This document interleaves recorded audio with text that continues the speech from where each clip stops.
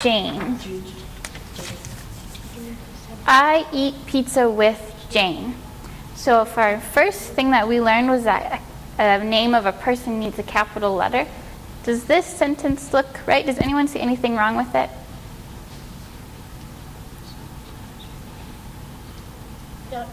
Yes? Nay, what do you see? Jane. Is this a capital letter here? No, it's not. This is a lowercase letter, right? So if we're saying, I eat pizza with Jane, we need to make sure that the J is a capital letter. So people always need capital letters on their names. Doesn't matter where it is in the sentence. If it starts with it, or if it ends with it, or if it's in the middle, we need to make sure that it's a capital letter. Some other reasons or other times we use capitals is months, like a month of the year. If we say January, February, March, those all need capital letters. If we say the days of the week, remember a couple lessons ago we talked about the days of the week and we talked about time, and we had Monday, Tuesday, Wednesday, Thursday, Friday. And so anytime you're writing those words out, if you're writing out Wednesday, I'm going swimming on Wednesday, you need to make sure that Wednesday has a capital letter on it, okay? Or if you're writing January, you need to make sure that the J is a capital one. Other times we use them are when we're talking about maybe a religion or some type of government. We'll want to make sure that there are capitals on all of those words. And we're talking in the first person, which we mentioned here, we're talking there. And then sometimes we use capital letters when we're addressing someone. If you're saying something, have you guys ever seen things like this? What's this one mean? Doctor. Doctor, yeah. DR. This is our short, our abbreviated way of writing it. But doctor always uses a capital letter. And then we have Mrs. Yeah, Mrs. If it was Mr., yeah, we could have just the R. Mrs. So this is like if we're addressing someone, we're saying, excuse me, Mrs. Smith, I need something. We need to remember that the M has to be a capital, okay? So when we address someone. Okay. You heard the teacher explaining some of the rules about capitalization when we use capital or uppercase letters. There are some rules for this. Let's go over them again and add a little bit to them. The first rule is that the first word in the sentence always has a capital letter. A sentence will always begin with a capital letter or uppercase letter. So, if it's the first word in the sentence, you know it must have a capital letter. The second rule is that when we are talking about a noun, if it's just a regular or common noun, we don't need a capital letter. But if it's the proper name of someone or some place or something, then you do need a capital letter on it. There are different kinds of nouns. One kind is common nouns, and these are words like table or city or man or girl. And then we have some proper nouns that are the name of someone or some place in particular. They are words like Pierre or Pascal or Rebecca or Paris. These are the proper names of something. So when you are using a noun, you need to know, is this someone's proper real name, or is it the proper real name of some place? Then it would take a capital letter. If it is just the name of a common thing, that there are many of them, then you know that it would not take a capital letter. So let's see if we can have some examples here. If we say a word like man, that's common. It does not take a capital letter. If we say a man's name like Mustafa, that takes a capital letter. It's someone's name. If we say a word like woman, no capital. But if we say the woman's name, Gabriella, that takes a capital letter. If we say the word city, there are many cities, so it's common. If we give the name of a city like Beijing, that's a proper name, so it takes a capital. If we say a word like boy, common, no capital. If we say a boy's name, though, Pascal, that's a proper name. That takes a capital letter. If we say girl, no capital. If we say Rebecca, capital. If we say a country, no capital. But if we say the name of a country, like Venezuela, then it does take a capital. These are some of the rules. A common noun does not take a capital letter unless it's at the start of a sentence. A proper noun will always take a capital letter no matter where it comes. All right, let's join the class as they begin to practice some of this. Okay, so we have some sentences here. We'll practice this. We'll practice our capital words. Oh, I forgot one. Another one that needs capital letters is the name of a place. It's like a city, or maybe a school building. If it's a certain school, we need to remember that a place takes a capital letter too. So a country, a city, any of those need them. The start of a sentence always needs a capital letter. And languages, religions, those always need them. So if we say, I speak English, which one gets a capital letter? I. Good job. And is there another one in that sentence? English, yeah, because it's a language. So that needs a capital letter. Some of these ones are hard to remember all of the rules, but the more you practice it, you'll learn.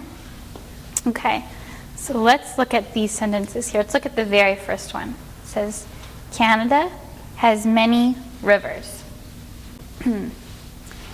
Which one do you think needs a capital? Rivers? If rivers, that's a good guess. Rivers seems like it should need a capital because it's like a place. But if it's just in a general sense, we don't need to add a capital. If it said Canada has the Red River, then it's a specific, then we would add a capital. But for this one, yeah, this one we can just leave it the way it is. We can have it as rivers. But which other one did you say, Sarah? Canada, yep. So I'm going to write that one here. And there's two reasons why. What's the first reason? Does anyone know? It's a capital C because it's at the start of a sentence, and also because it's a country, right? It's a place, it's a country, it needs a capital letter. Okay, so this next one here we have, the show was in New York. Does everyone know New York? What's New York? It's a city in the United States. So we have, someone said, Nay, you said New York? New York needs capital letters.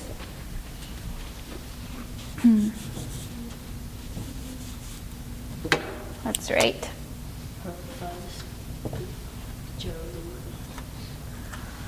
Is there anything else in this sentence that would need a capital? No? Does anyone remember the rule for the start of a sentence? The. Good job, sir. So whenever we start a sentence, the very first word needs to have a capital letter. So we want to remember to put a capital T right there on the. Okay. The next sentence says, her father speaks German. Does this mean, what does this mean here? What does this indicate? This is a language. Yeah. Good job. Chu, did you have your hand up? Do you want to guess which one needs a capital letter in this sentence? G. Yeah. Good job. Because it's a language, right? So German.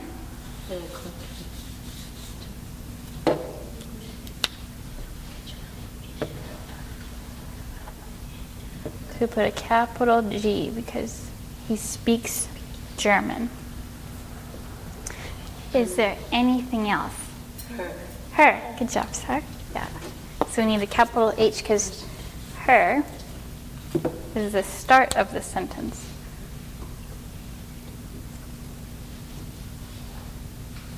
We've got her. Her father speaks German.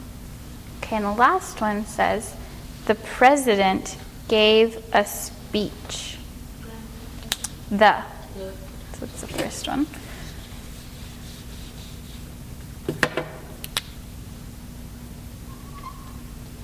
So a capital T. Is there anything else? This one's kind of hard. Does anyone else see something that could use a capital? Speech? Maybe, but it's not a specific speech. If it was a known specific speech with a title, we would put a capital. But not in this case. This is just general. I don't know if anyone remembers me saying that sometimes people in government, yes, the president, good job. It's their official name. So we want to give the president a capital P. Good job. So now this is all filled with capital letters. So we want to remember the start of every sentence. When you're writing a story or when you're writing something down, you want to always remember it starts with a capital. It's the big one, the uppercase. And then names of places, names of cities, languages. We've got religions.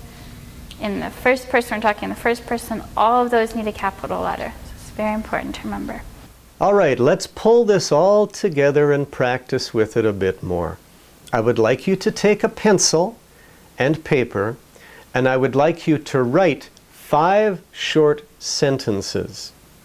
Remember, each sentence must have a subject and a verb, and usually an object as well. So the subject is the one doing the action, the verb is the action, and then the object is the one that receives the action. A sentence could be something like, I like ice cream. I like ice cream. That's a complete sentence. It's a complete thought. Now remember to begin each sentence with a capital letter, and if the noun, subject or object, if the noun is a proper name of someone or a proper name of a place, then it must have a capital as well. And remember to end your sentence with a period, a dot. Okay? When you have written these sentences, you may turn and share them with someone beside you. Read their sentences and you read them theirs. Then you can check with your teacher to see if you have done it correctly. All right? Are you ready? Let's begin. Please stop the video and do the activity.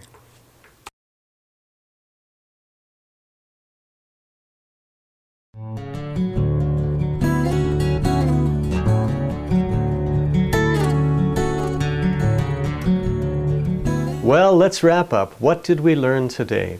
We learned how to build a sentence in English. We learned that not every group of words is a complete sentence. A sentence must be a complete thought, a complete idea. And it usually has a subject and a verb and an object as well. So, subjects do the action, objects receive the action, and we learned that some nouns are common nouns.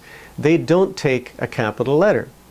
Some nouns are proper nouns, the real proper name of a person or a place or a thing, and that they do take a capital letter no matter where they come in the sentence.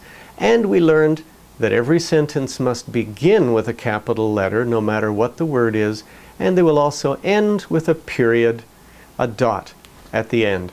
And that shows that it's a complete finished sentence. All right? Well, it's been a good lesson. Let me see if I can finish in complete sentences. This is English Without Limits. That was a complete sentence. I'm Doug Sadler. Let me see. That's a complete sentence. Have a good day. That's a complete sentence too. I will see you next time.